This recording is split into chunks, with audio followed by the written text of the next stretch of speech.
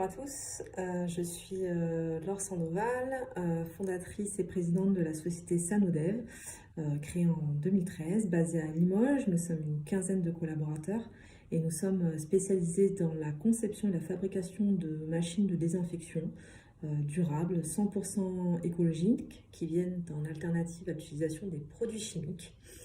Et nous œuvrons dans les domaines de l'agriculture, de l'agroalimentaire, de l'industrie au sens large et du médical. Et mon métier dans tout ça, c'est de manager les équipes sur les volets techniques et commerciaux et de travailler sur les axes stratégiques de développement de la société et de trouver des volets de financement.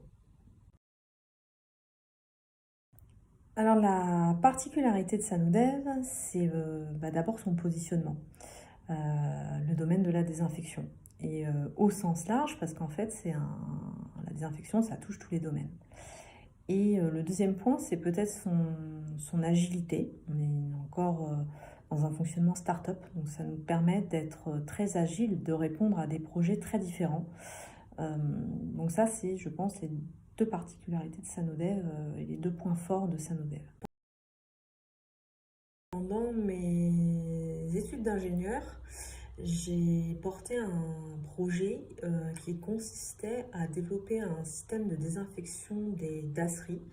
Donc les dasseries, ce sont les déchets d'activité de soins à risque infectieux, donc autrement dit les déchets médicaux. Ce système de désinfection reposait sur une technologie micro-ondes, qui est une technologie physique de désinfection.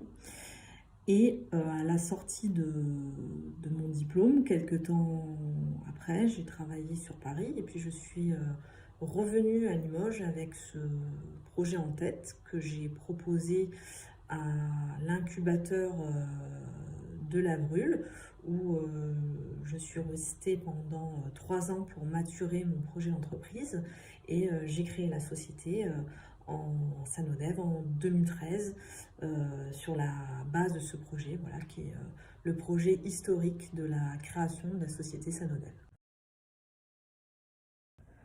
Alors le plus difficile dans la création d'une entreprise, c'est le temps pour la rendre rentable. Parce qu'en fait, tout prend un temps infiniment long, beaucoup plus que ce que l'on a estimé au départ. Le temps pour développer son produit, le temps pour constituer une équipe, le temps pour trouver des financements. Et pendant ce temps-là, il faut vivre, quoi. Faut manger, il faut payer son loyer. Donc moi, j'ai eu la chance de commencer relativement jeune, donc avec des besoins relativement limités. Parce qu'il faut savoir que c'est quand même plusieurs années de sacrifice d'une certaine façon. Alors, je suis ingénieure en sciences et génie de l'environnement, diplômée de l'école d'ingénieur ENSI à Limoges. Et j'ai été formée à trouver des solutions techniques pour désinfecter, recycler l'eau et les déchets de manière respectueuse pour l'environnement. Et j'ai finalisé mon parcours par une formation entrepreneuriale à HEC. Avant de me lancer, j'aurais bien aimé discuter avec des entrepreneurs, ça c'est sûr. Ça aurait pu m'éviter un tas de problèmes, un tas d'écueils dans lesquels je suis tombée. Et donc j'aurais sûrement gagné du temps et j'aurais peut-être eu un petit peu moins de déception. Il faut savoir bien s'entourer. Voilà, il faut savoir s'entourer des bonnes personnes, de personnes qui sont bienveillantes et qui sont compétentes. Parce qu'en fait, là où on apprend le plus, c'est avec les autres. On apprend beaucoup des autres. Voilà, allez, bon courage à toutes.